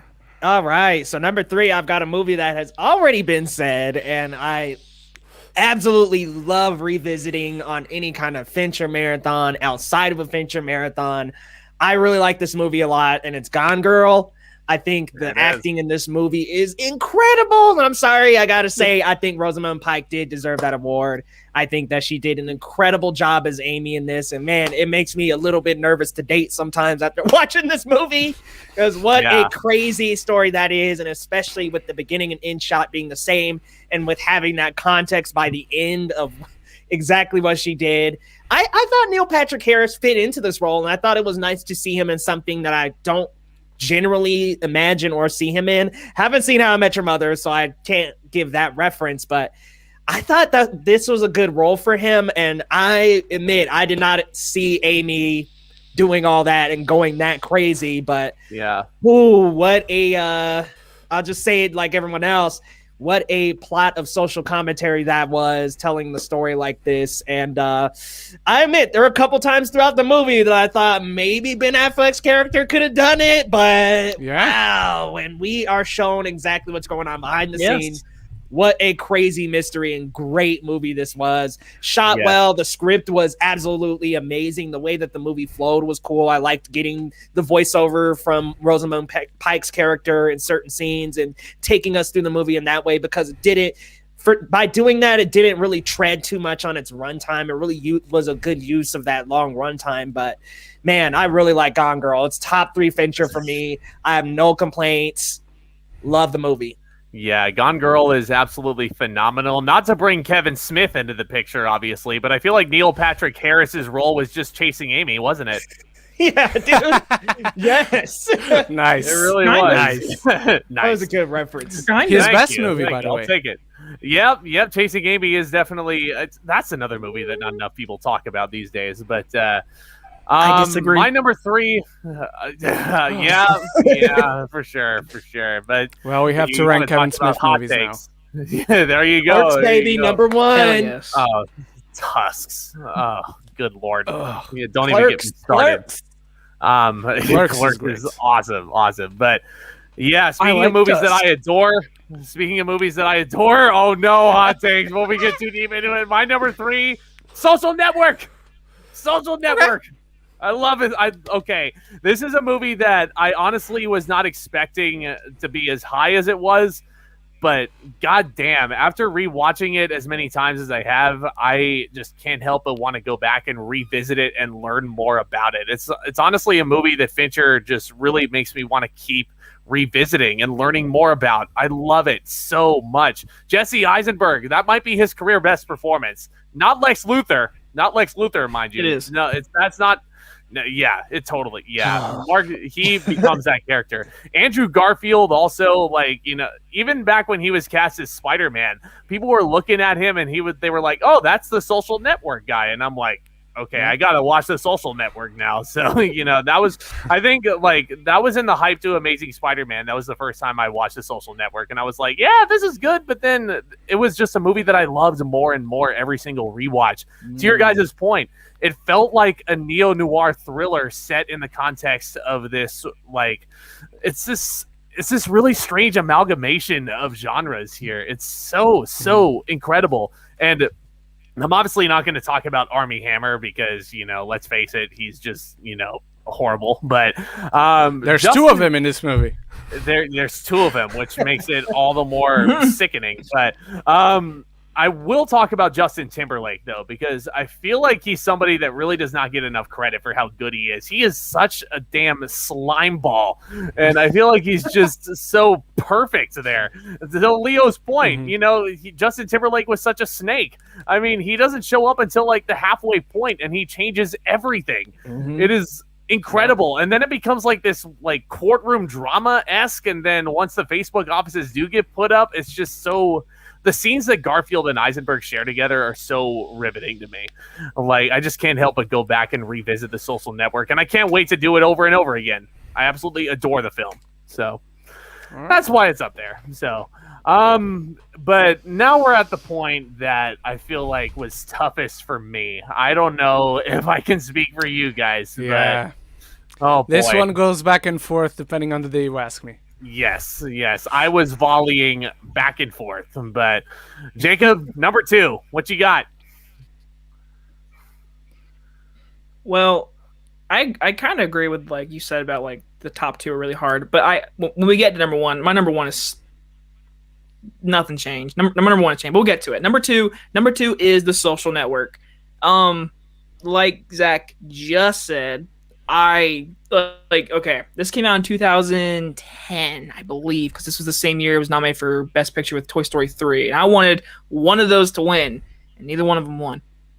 But Social Network, to me, is a movie that is going, like, Leo, you kind of said it, but I kind of a little bit disagree with how, like, back then when Facebook was a thing, it was like a huge thing, and it was like it was Facebook.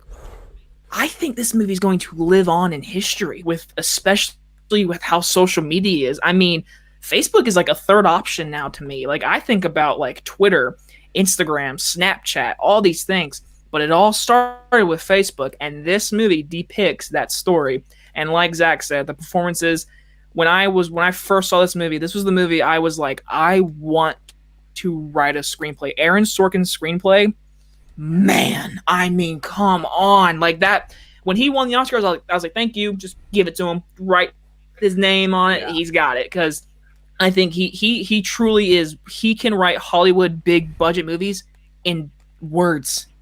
That's insane to me. The performances are great. I actually agree with you, Ren. I actually agree.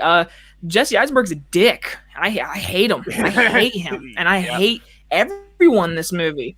Like, they are truly dicks. But I like history. I like knowing things. I like knowing how Facebook became a thing, and I think the writing is so good. Fincher, I mean, just how did he not win? Like, how is he not won Best Director? Like, how? Like, this movie's so perfect in the camera work. And as a person who wants to become a movie director, I study this movie. This is a movie I look at. I'm like, how does he frame it? How does he move the camera?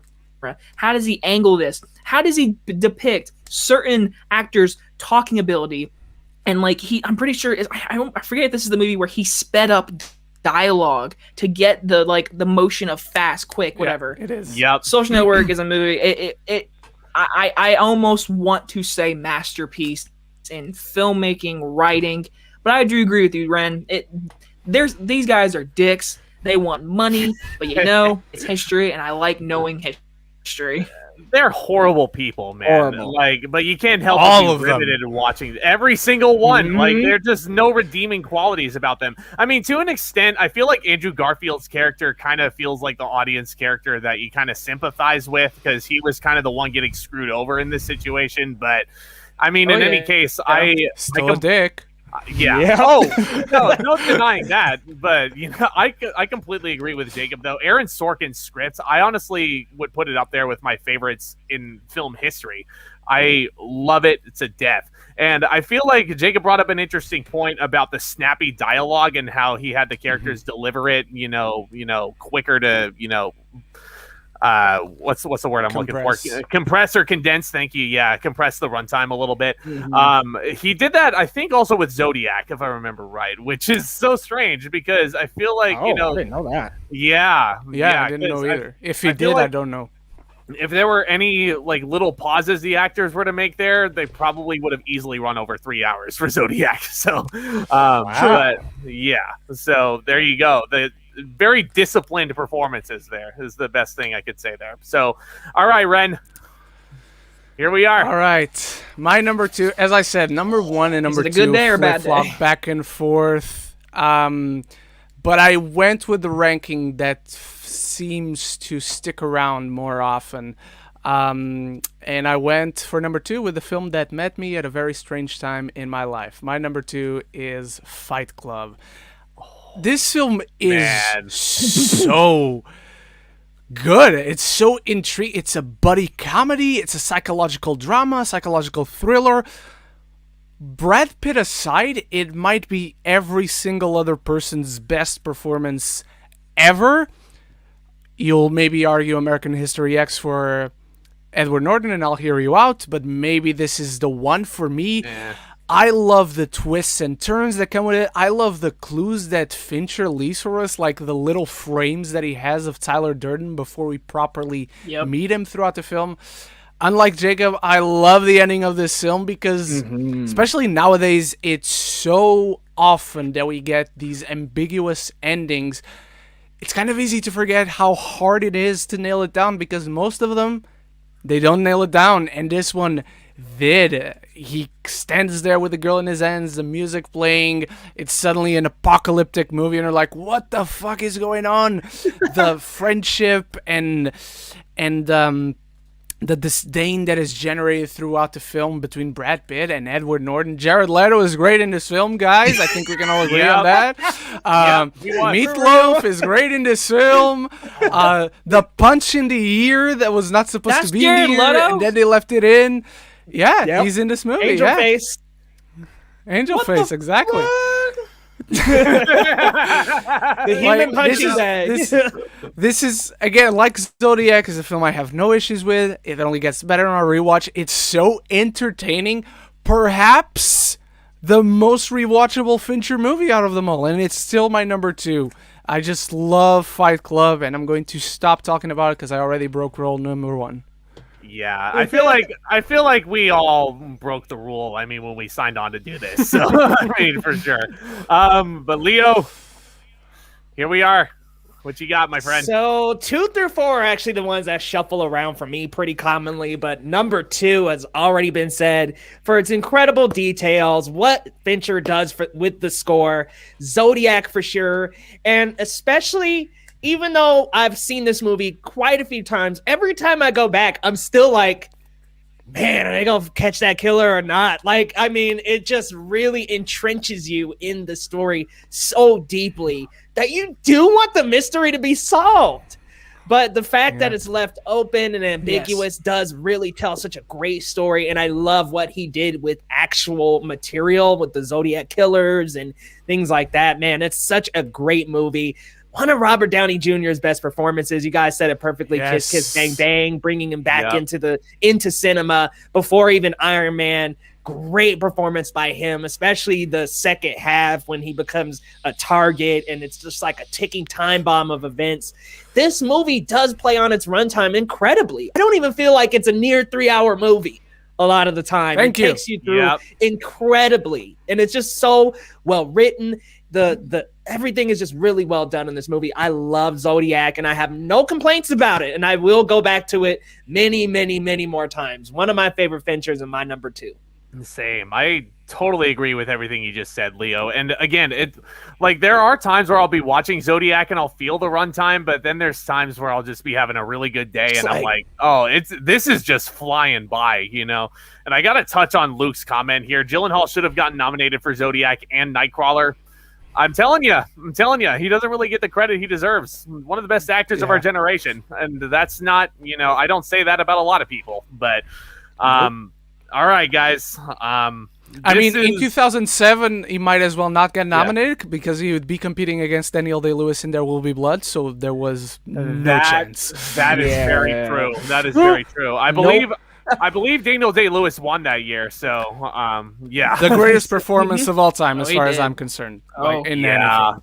Certainly up there. You sniveling asses. I drink your milkshake. Drink it. You gotta love them. You gotta love the impressions. I mean, I don't know. I mean, I don't think I'm very good at them, but I enjoy doing them at least. I can't speak for everybody else. But guys, you guys might hate me for this. I was shuffling these top 2 around so much.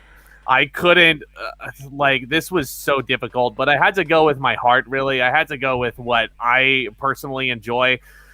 My number 2 is 7. Even though I love it to death, and Ren is shaking his head. Jacob is so mad at me. But again, this is an A+ movie for me. It's an absolute masterpiece of a thriller. I think it's one of the best thrillers ever made as far as I'm concerned. Everybody talks about Brad Pitt's amazing performance. What's in the box? Are we forgetting about Morgan Freeman or what? Yes. I would put this honestly up there with his performance in Shawshank Redemption. It was that damn good, guys. And I believe this film came out the year after he did Shawshank. So he was on the roll of his life 95. Around that point. Yes. And just it is just a disgusting movie. Just the kills and how he goes about doing it. these are images that I'm never going to forget. And this is something that David Fincher, I think, this is the film that put him on the map. Alien 3 notwithstanding, but, 7 was his first film, and a lot of people like Jacob and Ren, I'm assuming, are going to argue that it's his best.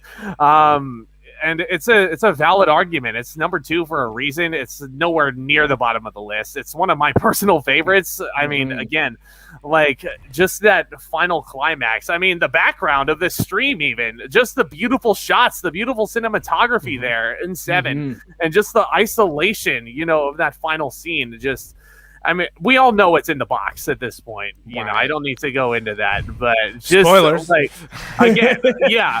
But the thing that I respected so much, and the thing that makes that scene so scary for me, Fincher does not show you what's in the box. He leaves it up to your interpretation, which is absolutely frightening. And it's something that, I don't want to compare Ari Aster to this guy, but, because Ari Aster really has not in front of me, you don't. No, because we're not going to talk about Midsommar, but Ari Aster did something in Hereditary that reminded me a lot of 7. He really understood when to show people something and leave it up to your interpretation. Fincher just decided, I'm not going to show you what's in the box at all. Severed head of Gwyneth Paltrow. Get your one frame and that's it, buddy. You get your one frame and you get Brad Pitt's incredible performance. Yep. I would argue that this is probably among his best. There's another one that I'll talk about in a little bit, but I love it. 7, whatever you want to call it. I mean, it's on the where the hell is it on my shelf? There it is. Yeah, I mean, it says it right there. It's Sevenin. That's what they want me to call it. But now hold on, you don't like Midsommar? Dude, don't even get me started. I was gonna say, you don't like Midsommar? Midsommar was tight, bro. Wow. Here's the thing. Hereditary's an A+ movie, but Midsommar, it just felt like to me Ari Aster was showing off, but yeah, it came off very pretentious to me, but I don't know. Wow. Yeah, I feel the reverse. The big death, like them walking off the ledge, that did it for you? I don't know. I mean, it pains me to say that the Wicker Man did anything better, but like they did the bear suit better than Midsommar did. I mean, Wicker Man is incredible. Oh yeah, no, it's an instant classic, as my buddy Ryan would say. But how did it burn? How did it get burn? All right, guys, we are at that moment. Midsommar was so good. I disagree, Christian, but I mean, to each their own. But it looks like we're splitting the room, gentlemen. Number 1, Jacob, take it away. I say. The room. All right. Well, since I can now see who chose what movie from Leo and Zack to Ren and I. Let's just go ahead and say it. When I made this list, no question, no doubt, I had no second thought. I wrote it down instantly. Number 1 is 7. And I don't want to get every point because I know, Ren, you could probably talk about this movie as much as probably I. I'm going to say this. It is the greatest ending to a movie ever. Period. I can't name an ending that had me, like, the famous, you're gripping your hands. I'll never forget watching this movie. My dad told me, he did not tell me the ending. He didn't tell me when I first watched it. So I was like, the whole time watching. The ending is the editing. The score is perfect. And how, like, the bass of the drum and everything. And I will say this. Okay, yes, I agree. Kevin Spacey, we don't want to talk about his name. But just get that out of here. Let me just say this. To me, Kevin Spacey rivals Anthony Hopkins as Hannibal Lecter. If Anthony Hopkins can win Best Actor for Silence of the Lambs, for that, Kevin Spacey rivals that. He is evil. Ooh. I mean evil. And I mean the scene where he's looking at him, he smiles, he says, "Oh, he didn't know." Every time, goosebumps up the arm. It's like, oh my God. But besides the ending, like you said, the 7 deadly sins as the murderers, like that's genius. Like the sloth scene, can't like that's so God. Oh my God, I can't even think about it. Something so underrated is the intro. Like all of his movies, he has like an intro, whatever. The intro to this movie, I'm a sick bastard. I can listen to that in my car of like the beat of the drum and like how it's showing his fingertips and he's doing the paper and he's flipping. I love the score. I love the look of the movie. I mean, for crying out loud, how many times have you guys done a review of like certain crime movies with buddy cops and you've referenced Seven? Or like look at the new Batman. Every single person I've said has said it looks like the next like Seven vibe. If a movie can make that much of an impact, I believe it's truly a classic A+. David Fincher's best. It's number one, no question. Perfect. Yeah, dude, I gave that movie an A+ also, and Luke is trying to throw it back to my review when I actually did a fake unboxing, but I mean, in any case, yeah, Ren, what have you got to say about Seven? It's something not enough people talk about, but when you think of Seven and you see how it's done, guys, Fincher directed the monster movie. And the monster is Kevin Spacey. Yep. He gives you nothing about this villain, about this monster throughout the film. It just shows you what this mysterious creature is capable of, and he just holds it back long enough for you to start, okay, this is not a human being. This is going to be some monster of some kind that has these powers and these supers, and then it's just a dude. And that's the most frightening thing ever. Detective, I think you're looking for me. It's one of the most incredible reveals ever in history.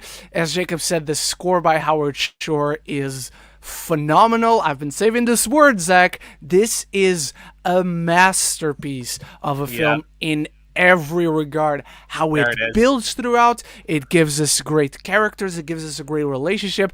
Brad Pitt, this idealistic young cop who is gung-ho about solving this case and saving the city and saving more people from being dead, and Morgan Freeman, this cynical old cop who's like, dude, you gotta worry about other things too. Don't let this like consume your life. By the end of the film, what happens? He lets it consume his life and he pays dearly for it. As you said, much like the monster itself, the final act of this monster is left, apart from one frame, mostly to the imagination. You don't see what he does. You're just like, what is in the box? Show it! And then he quickly shows it. It's never about the monster himself. I'm going to pick the most recent example I can think of as far as great monster movies are concerned. A Quiet Place. It's never about the monster. It's never about the creatures. Whenever John Krasinski puts a monster in a shot, the characters are in the foreground. They're reacting to the monster, and Seven has that exact same thing. We have close-ups of Kevin Spacey. It's just him, but it quickly goes back to the other shots. Those other shots of other characters reacting to him, to his actions, to his words are much longer because it's about how we are reacting to the monster. Even when he's revealed, you'll linger on this closing up of Brad Pitt looking, holy shit, it's just a dude. And everything in this film works for me from the very beginning, and there's nothing wrong with it at all. No, absolutely not, man. And that was, again, a brilliant way to describe it. It is technically a monster movie, and Kevin Spacey is that monster that he created. And I know, how again, fitting to real life. I know. Yeah, he's quite a monster in real life. But the thing that here's the thing that I'll actually praise about Kevin Spacey's performance, despite the fact that it's damn good. It doesn't even really feel like Kevin Spacey has to really try that hard. You know, he could just step in front of the frame and he could just like in Baby Driver when he was Doc in that. Like, he's one of those actors that doesn't act, really. You know, he just has to go in front of the screen and just be himself and just be like, was he slow? Retarded means slow. Is he slow? And, like, you know, he could just say stuff like that and just the most deadpan way imaginable, and it could still come across as genuine. Like, you know, again, don't want to praise all his faults. Incredible Leo actor. Hasn't seen Baby Driver. He's about to. He's supposed to watch it this weekend. Yeah. Watching it later today, guys. say. So Yeah. Yes. Oh man. first time. I'm so Hell excited. yeah, dude. Oh, that's awesome. That's awesome. But yeah, so 7, absolutely a masterpiece. But Leo, let's go ahead and argue why our number 1 is our number 1. I'll let you take it away first. Man, I mean, Fight Club. Fight Club is the pinnacle of that's your number 1 too, right? Yep. Man, the pinnacle of Fincher classics, y'all. When I think of crazy villain, when I think of even just Brad Pitt, Tyler Durden definitely comes up for me. I Respectable absolutely decision. love the ending because of what you were saying earlier, Ren. It does go there. There's bombs set up around the city, and they don't pull back. They don't hold the trigger. They don't say, well, okay, now that the narrator has gotten control again, all of a sudden the world's going to go back into peace. Like, no, it becomes this post-apocalyptic world where consumerism has been destroyed just like they wanted.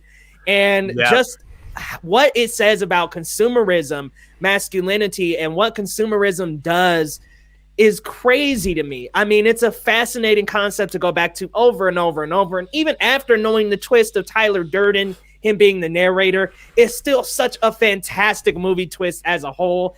I did like the gunshot through the cheek because it kind of played on their relationship and how close they were. And I mean, the narrator at one point, he was kind of looking Tyler up and down like, I want to be him. I want to be him. And then coming back around to him having to damn near take his life in order to take him out of it. Such a beautiful move. I love this movie. I find no mistakes with it. I love the soap. I love the fighting clubs. Guys, I think this is such a fantastic movie. I have no complaints about this movie. And I see how it can get some complaints because of the theme of masculinity, but I absolutely love what it has to say about consumerism. And it's just a fantastic movie that wraps you in it beginning to end. It's fantastic. Well, again, I feel like, we're all breaking the rule here at this point. Fight Club, you know, me and Leo both think that, you know, it's definitely top tier Fincher. Again, it was so difficult for me to pick between Fight Club and 7 because I absolutely adore both of those with a passion. Mm-hmm. But the thing that really, like, when I was making this list, the thing that made me gravitate towards Fight Club is the ending. The first time I watched Fight Club, I had no idea that was coming. That was one of my favorite twists in cinema history. Not named M. Night Shyamalan. Absolutely wonderful.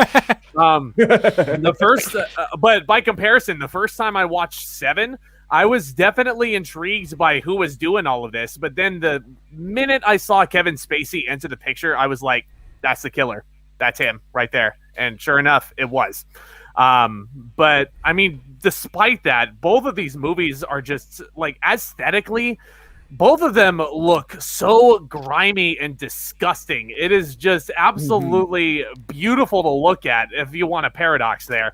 Like, you know, like you could really like watching Fight Club again. I realize some people would be detracted from it from the theme of masculinity, but like you could like feel the sweat and the blows and just the like you could. It's so one of the most raw theater experiences you could ever have. Not exactly theater experiences. This came out in '99. I was too young to see this in the theater. I was gonna say, lucky you, bro. I have not Obviously. seen it in theaters. I wasn't born yet. I didn't.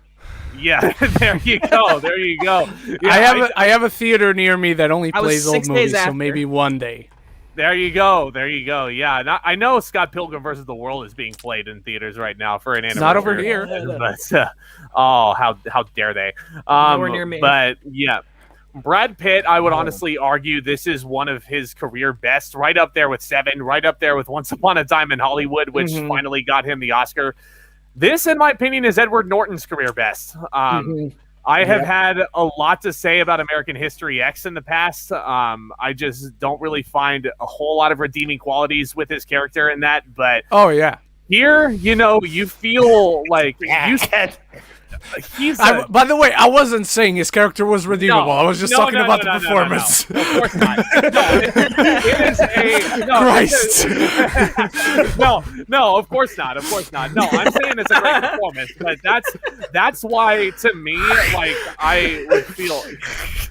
Jesus, Ren down there that's- saying he's redeemable, y'all. No. Oh man. I mean, the movie they try to make it redeemable, and they fail. no.